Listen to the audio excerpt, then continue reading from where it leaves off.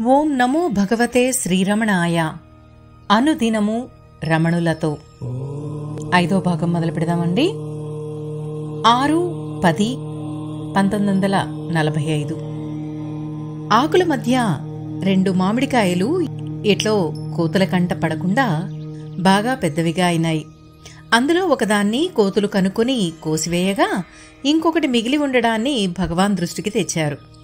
దీనిని వింటూనే భగవాన్కు ఇలై మరువు అనగా ఆకుల మాటున అన్న పదాలు జ్ఞాపకం వచ్చి దానితో ప్రభులింగ లీలా అన్న పుస్తకంలోంచి ఒక పద్యాన్ని గుర్తు తెచ్చుకుని మరుల శంకర్ దేవర్ గతి అను దానిలోని కొన్ని పద్యాలను మాకు చదివి వినిపించారు.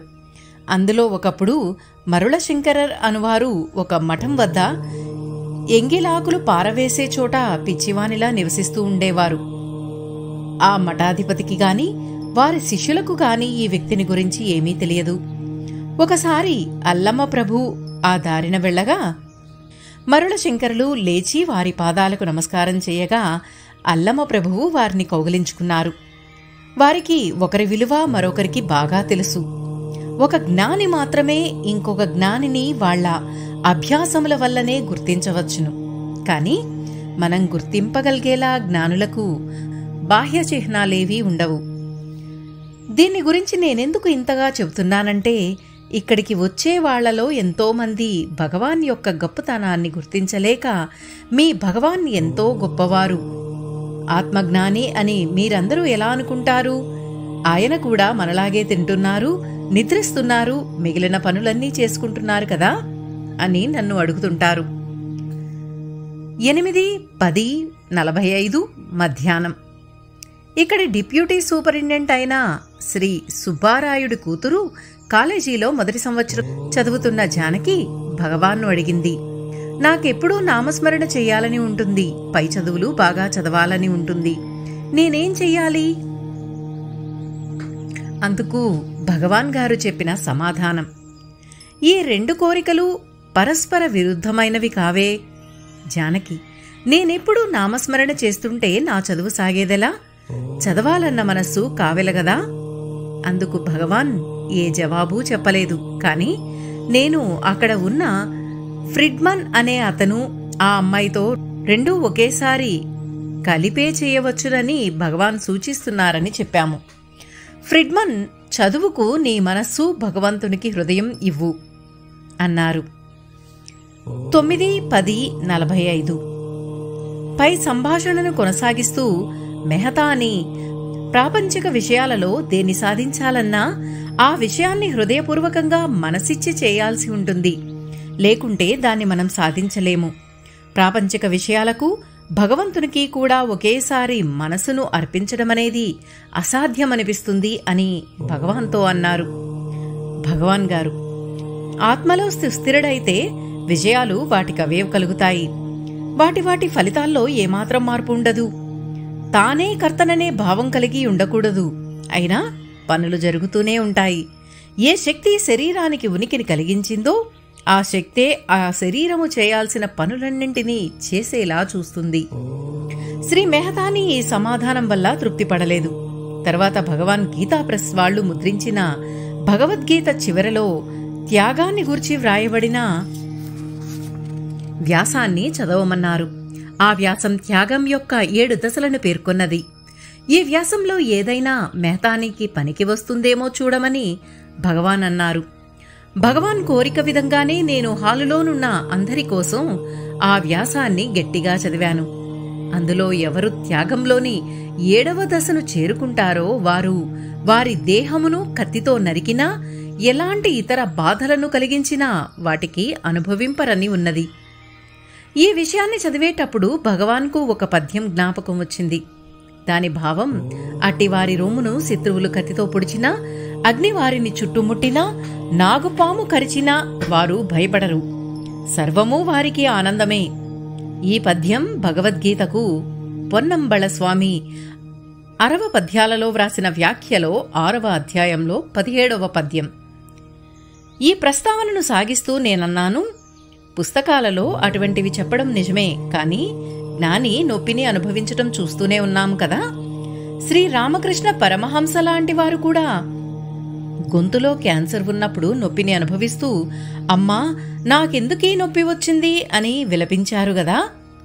భగవాన్ గారు, చిరకాల సహవాసం వల్ల లేక అలవాటు వల్ల మొదట్లో ఆ రీతిగా ఉండవచ్చు, తర్వాత కొంతకాలానికి అది దాటిపోతుంది.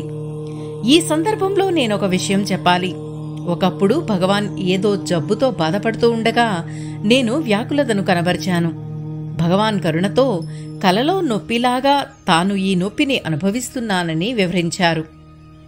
10/10/45 సైన్స్ ఆఫ్ థాట్ రివ్యూ అనే పత్రికలో గిల్బర్ట్ హెన్రీ గెడ్గే అనే అతను నా స్నేహితులకు లేఖలు అన్న వ్యాసములో ఈ విధంగా వ్రాసుండడాన్ని చూశాను. తమ మనసులను పూర్తిగా పనిలోకి లగ్నం చేయాలి కాబట్టి పని చేస్తూ ఉన్నప్పుడు భగవంతుని ధ్యానించుటకు వీలుండదని ప్రజలు అప్పుడప్పుడు అంటుంటారు. ఓ మిత్రుడా, నేను మళ్లీ చెబుతున్నాను, ఈ విషయాలన్నిటికీ పరిష్కారం ఒక్కటే. మొదట దైవరాజ్యాన్ని వెదుకు.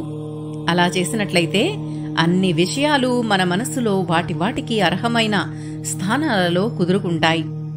ఇప్పుడు భగవంతుడు నీలోనూ నీకున్న అన్ని పరిస్థితులలోనూ ఉండడమే కాకుండా నీవు నీదైన నీ చిన్న ప్రపంచము కూడా భగవంతునిలోనే ఉంటారు. ఈ నిజాన్ని గుర్తిస్తే నీ జీవితంలోని అన్ని విషయాలు వాటి ఉచితమైన స్థలాల్లో ఒక క్రమ పద్ధతిలో ఉన్నాయని, విధి నీ జీవితాన్ని నీ పరిస్థితులను శాసిస్తున్నదని గ్రహింపగలుగుతావు. మన జీవితం మొత్తం భగవంతునిలోనే కొనసాగుతోందని గ్రహిస్తే ఆ విధి విధానము నుండి దేనిని తప్పించలేమని తెలుసుకుంటావు. మన దినచర్య యందు మనం నిమగ్నులమై ఉన్నా భగవంతుని గురించి ఆలోచించడం, మనలో మన చుట్టూ మన వృత్తిలో ఆయన ఉనికిని గుర్తిస్తే అది మనకెంతో సహాయపడుతుంది. మన వృత్తిని దైవకార్యంగా చూడడం ఇంకా ఎక్కువ ప్రయోజనకారిగా ఉంటుంది. అలా చూడడం వల్ల పని ఇంకా చక్కగా చేసే మార్గాలు మనకు తెలుస్తాయి.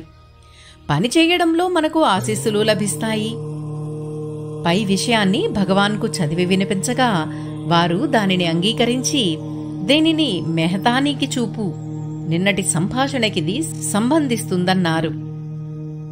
11/10/45 దక్షిణామూర్తి స్తోత్ర ఉపోద్ఘాతాన్ని తెలుగు అనువాదాన్ని చదువుతున్నారు. కొద్ది రోజుల ముందు పిసి దేశాయ్ అనువారు తాము గుజరాతీలో వ్రాసిన దక్షిణామూర్తి స్తోత్రాన్ని భగవాన్ దృష్టికి తెచ్చారు. ఆ సందర్భంలో దేశాయి గారి కోసం భగవాన్ తమ తమిళ ఉపోద్ఘాతాన్ని ఆంగ్లంలోకి నన్ను అనువదించమన్నారు. ఇదంతా విన్న నాగమ్మ ఆ ఉపోద్ఘాతాన్ని తెలుగులోకి అనువదించింది. ఆ అనువాదాన్ని భగవాన్ జీవి సుబ్బరామయ్య గారికి చదివి వివరిస్తూ దేశాయి గారితో తాను ముందు చెప్పిందంతా సుబ్బరామయ్య గారికి మరలా చెప్పారు.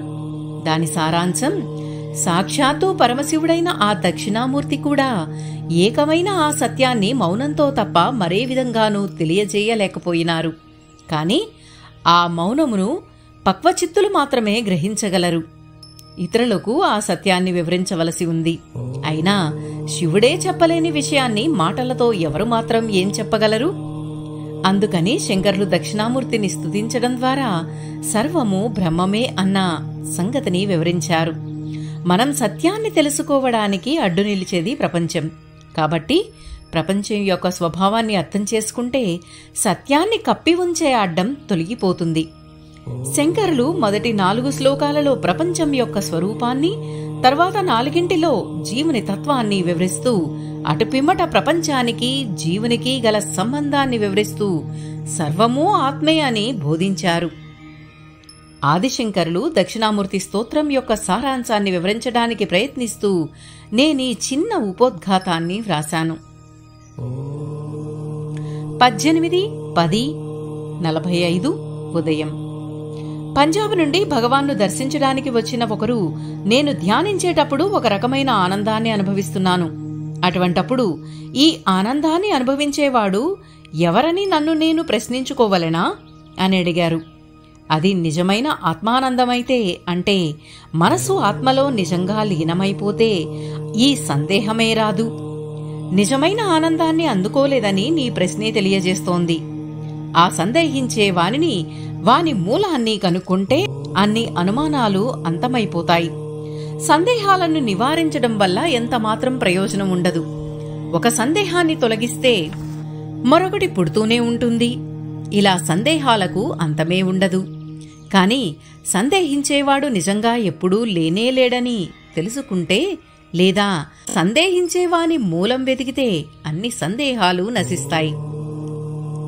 ప్రశ్న: నాకు అప్పుడప్పుడు లోపల నుంచి శబ్దాలు వినపడుతుంటాయి. అలాంటివి జరిగినప్పుడు నేనేం చెయ్యాలి?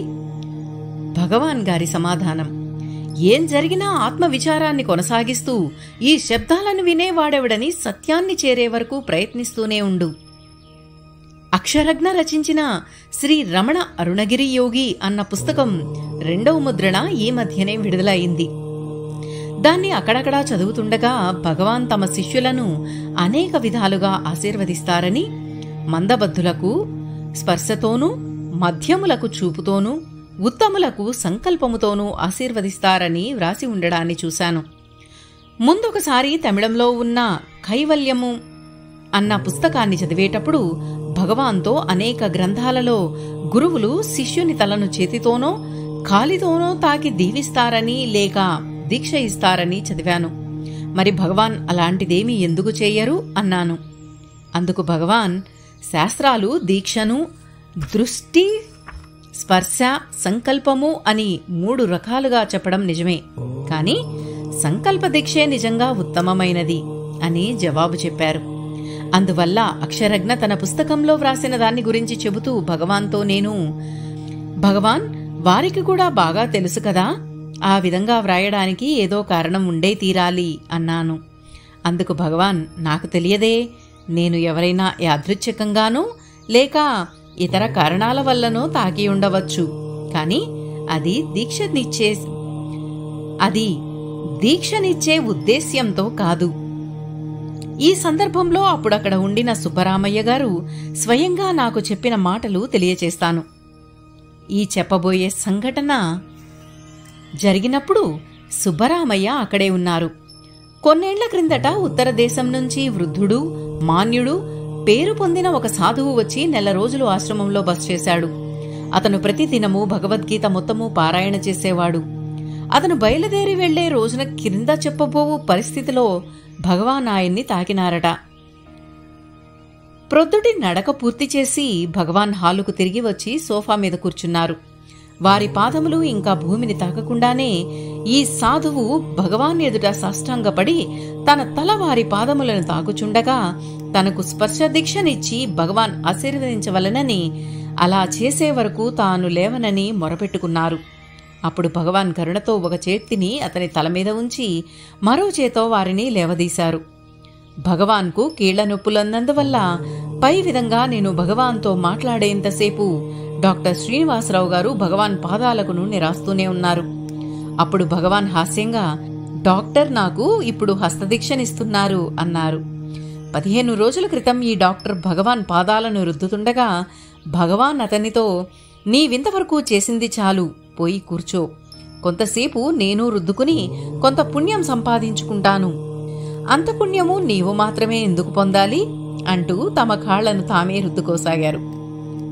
ఓం నమో భగవతే శ్రీరమణాయ. ఇంతటితో అనుదినము రమణలతో 5వ భాగం ముగిద్దామండి. వచ్చే అధ్యాయం 19-10-45 నుండి ఏం జరిగిందో విందాం. శ్రీ దేవరాజ ముదలియార్ గారి మాటలలో. ఈ వీడియో కనుక మీకు నచ్చినట్లయితే ప్లీజ్ లైక్ చేయండి, షేర్ చేయండి. సబ్స్క్రైబ్ చేయని వారు ప్లీజ్ సబ్స్క్రైబ్ చేయండి. అలాగే పక్కనే ఉన్న బెల్ ఐకాన్ ప్రెస్ చేయండి. ఆల్ అనే సింబల్ని సెలెక్ట్ చేసుకోండి. థ్యాంక్ యూ అండి. మీ సరిత. ఓం నమో భగవతే శ్రీరమణాయ.